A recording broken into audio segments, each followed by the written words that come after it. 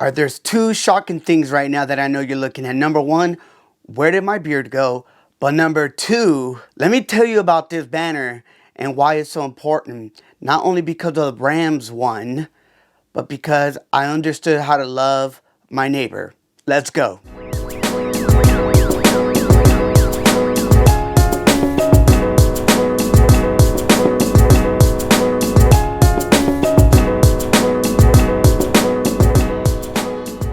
Hola, ¿qué tal, mi gente? Welcome to another episode.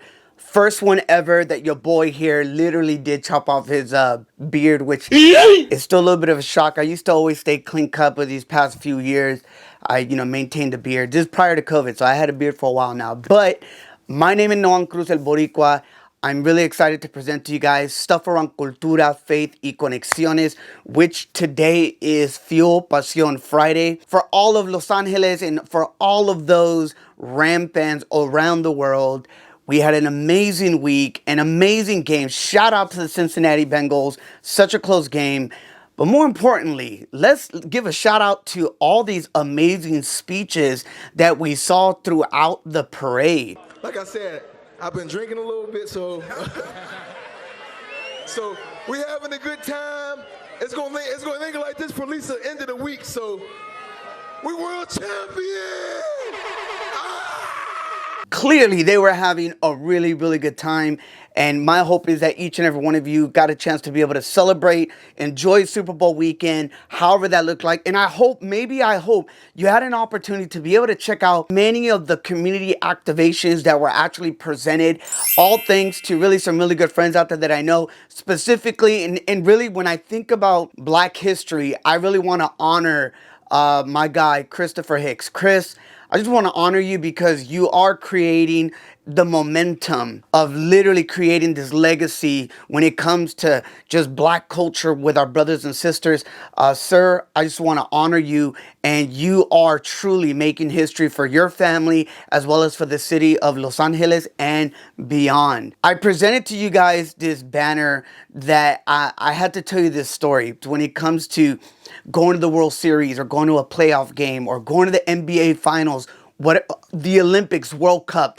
There's these great sport moments that those that know me, I am a sports fan.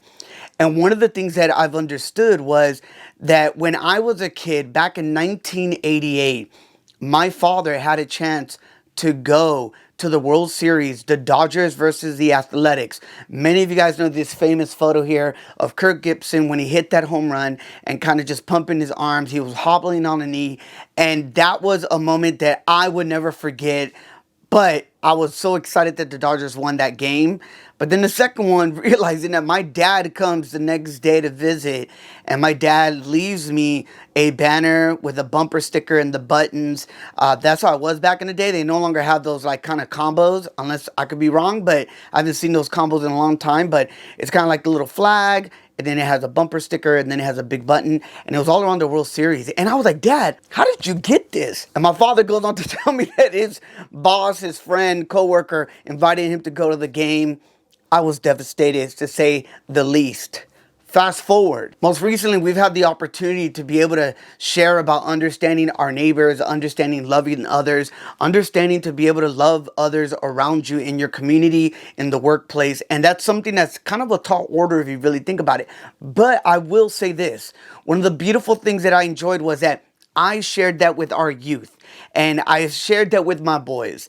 And I realized that I didn't know more than one neighbor in my neighborhood. How could I be someone that is all about connecting and understanding when I really don't know?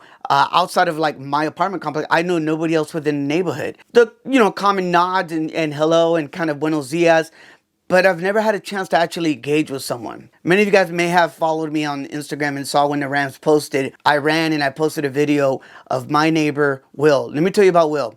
Will is a hardcore Ram fan, and I had the opportunity to take my son to go see the Rams play the Cardinals in the wild card game of this year.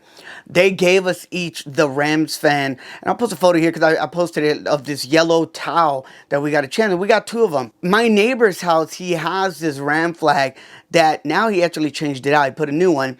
But at the time, it was faded. I mean, he's had that thing up for years, easily over 5 years. He's had that flag out. I decided when I was going out with my wife, I said, you know what, let me grab this towel and I'm going to go take it to my neighbor and I'm going to get to know him.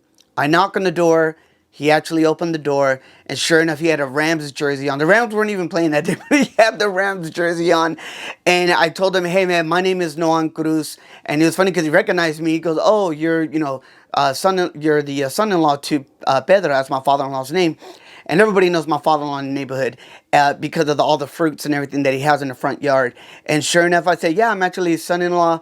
And I just want to say, I know you're a big Ram fan. My son and I went to the game, and I want to give this to you because I've never had the chance to get to know you. He introduced himself as Will, and I introduced myself as myself, Noan. That's why on Sunday, when the Rams won, I ran to him, and I shouted, whose house? And he said, Rams house. And it was a really great moment. All the neighbors that know him actually came to his home, and they just congratulated him. They gave him hugs. And this is why it kind of comes full circle when I think of like the Dodger banner that I got and then the one that I recently got. Who would have thought that Will, when I was talking to him and we were excited, Will goes, hey, I have something for you. And in my head, I'm like, what do you mean? I saw this outside on his house. I thought it was just for him putting it out there. But sure enough, he says, I thought of you and I want to give you this as a token of appreciation. I would have never thought that. Look, I got to give you guys the Bible verse. This is the best verse that I think is out there when we think about our neighbors. And here it is. Mark 12, Jesus is telling everyone and disciples what's the greatest commandments. And he says the following: you must love the Lord your God with all your heart, all your soul, and your mind, and all your strength. And then the next one he goes, and the second is equally important. Love your neighbor as yourself. No other commandment is greater than these two. That made me ponder in receiving this gift. When was the last time you loved your neighbor? When was the last time you showed a way of appreciation to your neighbor, either right next door or maybe down the street? When was the last time you actually acknowledged your neighbor, maybe in the workplace next to you? Unless you're working from home, but if you're in the office, you know what I mean. I think for us, when we see the opportunity to love each other, the key thing is to love yourself, right? Love your neighbor as you love yourself. But how can I love my neighbor if I don't love myself? My hope and my challenge for each and every one of us, starting with me, is that we learn to continually, one, to love on ourselves, to forgive ourselves, to not be so hard on ourselves. Because look, God loves us. And at the end of the day, he knows we're not perfect. But as long as we try to take those strides, be a little kind to yourself. Give yourself the opportunity to have a day where it may not be the best day. And I guarantee you, that is only going to make you better. It's only going to give you the self-assurance. It's only going to allow you to be able to go forward. And not only to learn how to love yourself through this process, but in return, you'll be able to love others and to be able to just give them the blessings that they need as much as the blessings that you've received. So I just wanted to share that with you guys. And lastly, I just want to share, I recently posted of my son, our youngest son. Many may not know my story, but my wife and I did have our oldest son when we were barely, 20, 21 years old. Many people told us that our son wasn't going to have an education, and we understood that as long as we loved our boy and we loved him with all our heart and we gave him every opportunity that we can give him, and maybe reach out to others and make it as that mantra of like, it takes a village. Sure enough, our oldest son, not only did he get accepted to University of Oregon, but he ended up transferring halfway through because they had, his degree was actually no longer available, so he needed to transfer to be able to finish on time. And he found Portland State University, and he graduated in physics, mathematics, and that was a blessing to be able to see that a couple of young adults, literally young people, had a child, only to love him and to see him get to where he's at from an educational standpoint. Now comes our youngest son, Noah. I want to dedicate this to you, and I hope you can look at this. And I know you're probably watching it. I just want you to remember that you did this. Look, not only did our son Noah, but many students have been challenged with COVID and all the challenges that it's given mentally, physically, even spiritually.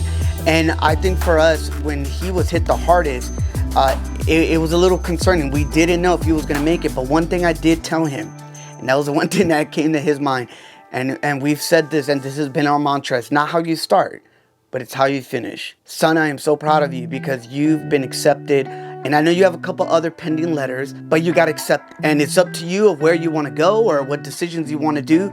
But I just want to tell you, son, congratulations. Because of your hard work, your dedication, your perseverance, and the willingness to be vulnerable and to be able to share the challenges with us. That's why I'm so proud of you, as well as mom. Mom and I are so proud of you. For any parent out there, maybe any student that maybe watches this, if you're under 18, don't ever give up. Your story matters. It's a combination of what you do outside of school and what you do in your community and what you do at school, and then maybe how you score on your SAT, ACT, or maybe you didn't take it because a lot of schools weren't looking at them this year. But at the end of the day, I do know this. College doesn't mean you will have a successful career. But what I do know is that college will give you that mental fortitude and that discipline to be able to showcase that you can attain a higher education. And I hope you can make the right decision. And no matter what it is, son, we're going to support you. That's all I have for you guys. It's been a crazy week, a long week, but a blessed week. And I really hope that you can learn who your neighbor is, and maybe you can support someone out there that has a child and they need some resources, some love, just some TLC to get their child to the next level. I'm grateful for all of our friends and family that have been those people. I'm grateful for my church, and I'm grateful for just everyone that has been a part of that journey for our son Noah. I want to give a shout out to Daryl Anderson. My boy had gotten me those tickets to let my son and I go see the University of Oregon versus UCLA, and we wanted the Ducks to win, which rightfully so they did. And I remember that Daryl told my son, work hard and you'll see how it pay off. And sure enough, it did. So he was one of the first people that I reached out to say thank you for those kind words that he gave to my son. So that's what I got for you guys. I hope you guys are enjoying the trailer or the pensamiento en el momento for the podcast. And yeah, it's been a good one. VivaPasionPodcast.com. Como siempre, síganle en la cultura, grow in your faith y siempre sigue con las conexiones. Y bueno, la palabra hoy en día, the word of the day before I close, is perseverance. Perseverancia. That's what it takes, no matter what. Persevere and see how you'll grow. Señoras, señores, como siempre, como dice mi abuelita, que Dios te bendiga.